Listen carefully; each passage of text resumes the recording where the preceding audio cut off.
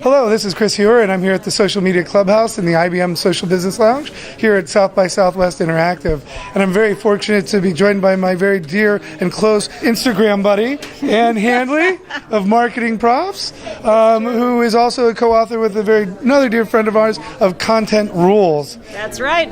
So, Content Rules, so is it the rules or is it rules? I would say actually it's both. It's content does rule, but at the same time there's also a set of rules that we kind of talk about in the book. So now there's a lot going on in terms of corporations creating their own content instead of advertising and switching dollars from there. So what have you seen and what are kind of the current trends? Yeah, so actually we just completed a study with the Marketing Institute, which we were just talking about, and MarketingProfs. And basically we did find that about 60% of companies, or B2B companies in particular, is who we looked at, are looking to increase their spend in content. And I know that just sounds like a statistic I just spewed off the top of my head, but the reality is that that's real money that's going toward content creation and amplifying it. So there's real energy there. And it's what that tells me is that any company out there really needs to be thinking through their content strategy and how do we create stuff that's not going to be just mediocre, that's really going to break through. Because, good enough isn't good enough anymore when it comes to content. No, it really isn't. We were just talking about the noise in that battle a moment ago. Yeah. But so you've been doing this a long time. I have. In fact, you're the first chief content officer in the galaxy? In the galaxy. I'm just gonna claim it because I think it's absolutely true. And if you want to refute me, well, I have a business card from 1997 that says that I was a chief content officer at what was then, well, still is, clickz.com. So, I don't know. There you go. I think Zaphod Beeblrocks might disagree. But you think so? Yeah, he's in Alpha Centauri, though, so it doesn't matter. It was, and you don't know what year it is. It's a different time system, whatever. It really gets complicated. It really does. But I'm sticking by it. I'm standing true. So, having done this so many years, what's really changed besides adoption? I mean, are the principles that you originally hit upon when you started thinking about this still holding fast and true, or has your perspective changed on it? I think that good content is good content. That's always been the case. I think what has changed clearly is that we have a lot more opportunity, and by that I mean there's tons of social channels, right? When I first started as a chief content officer at clickz, it was a little bit tricky to just put up a piece of content. Now, you could launch a blog in 3.5 minutes. Probably you've launched a couple while we've been standing here. So it's a whole lot easier. The technology is just sort of flatten the playing field, and so as a result, there's a lot of people who are creating content, and what that means is that there's sort of this noise that you talked about. There's a sense that you've really got to be producing stuff that's really going to do what you wanted to do for your brand. Now, I've been talking about this with you as well since I've followed your columns back in the day, and through MarketingProfs now. Right. And it seems very natural to me. And branded content's a big part about it, product placement in movies. But I recently started a thread on my internal social network at Deloitte, and somebody wrote back and says, that doesn't make any sense. Really? Because, well, they're an accountant, so, that's not their world daily, so I'll give them a little bit of slack.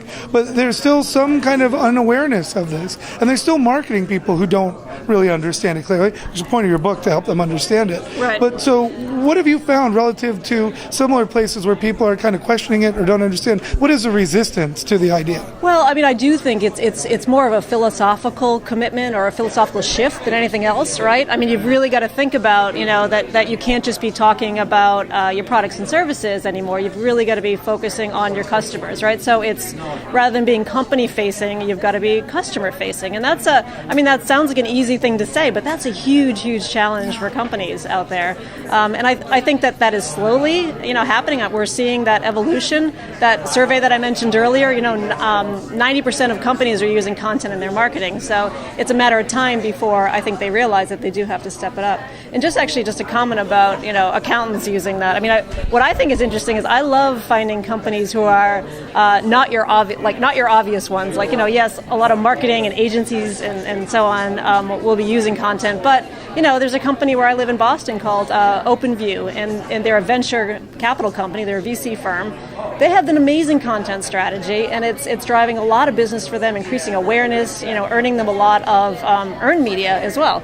So, I mean, I think there are companies who are doing some interesting stuff if you just sort of look around and really using those as examples to sort of bring back to folks like Deloitte and say, hey, this is what's going on. Yeah, so our dear friend Tom Feremsky has been saying every company is a media company for some time, but not all of them are acting like it. Yeah. But we have seen Louis Vuitton, I think Brooks Brothers actually caught up with something recently, and a few others. What are some of the really stellar examples of companies who have really embraced this, who are not your traditional ones, but are doing major things with content these days? Yeah, so like I said, I'm a big fan of two kinds of companies, B2B companies in particular, but also these sort of like the slightly offbeat companies, right? Ones that you wouldn't expect. I don't like to talk about Dell and Starbucks like when it comes to social media or any of this stuff because I love them, but we talk about them too much. I know, we talk about them all the time. So I like to talk about companies like OpenView, the VC venture firm that I just talked about. There's a company in Scotland called McKay Flooring, and what they do is they take like old whiskey barrels or barns or just any kind of reclaimed wood, and they install floors. Now, it's a very hyper-local company, right? I mean, you can't have you wouldn't have them install a floor, here in Austin, Texas, but at the same time, they have an amazing content strategy. They're on Instagram, like we just talked about. They have a great blog. They do all kinds of sort of ebooks and just interesting stuff that they're always, sort of mindful of the fact that they need to publish if they're going to have a presence online. So that's another example of a company that I think is doing some kind of interesting, fun stuff. I mean, there's a lot. There's so many, but that's just two examples. Sure enough. So let's switch gears here for a second before I let you go. Sure. South by Southwest, Austin, Texas. What's your favorite moment so far? Oh, man. Well, I'll tell you a really funny moment. So this morning I spoke on a panel with a couple of other people called Brand Journalism. Or it was Brand Journalism in the Real World was the title of it. So just at the point where it's about 40 minutes into it, we'd sort of finished like the sort of scripted Q&A piece of it. We just got to the audience questions. We had a whole line down the aisle, and the fire alarm went off. Oh. It was like, really? Can't believe that just happened. And it turned out there was a burning waffle in the kitchen.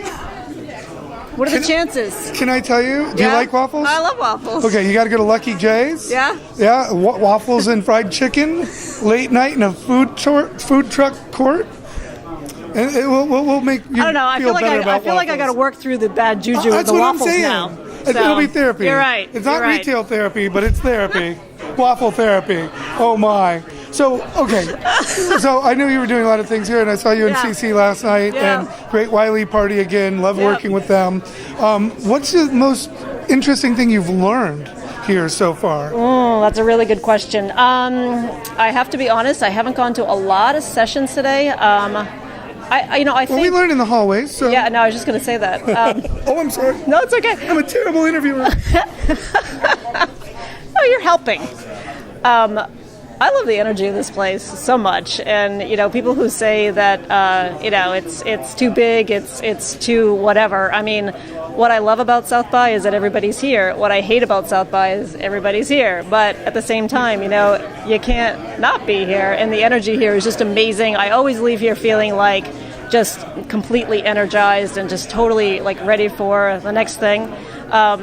And I was just thinking about another one of my favorite moments was my friend Dane Sanders over there. He went to a session yesterday, and the speaker who was supposed to be leading the session didn't show up. So what he did, they sort of talked, they sort of put it out in the room like, hey, anybody want to come and present? Anybody like basically have a presentation like, in your back pocket that you can pull out? And, sort of crickets in the room. And then Dane stood up, he ended up presenting at South by, without submitting anything, without a panel, without a sponsor, without anything. Great moment. And that's the kind of magic that happens here. And it was wonderful. Soul surfing is what John Ferrara of Nimble told me it was. Nice. It's serendipity, being in the moment. Soul surfing, I really, like that. really fantastic. Yeah, Thanks awesome. for stopping in and doing the interview. It was my pleasure. Really great to see you. And this has been Chris Heuer at the Social Media Clubhouse with Ann Handley. Go buy your book, Content Rules.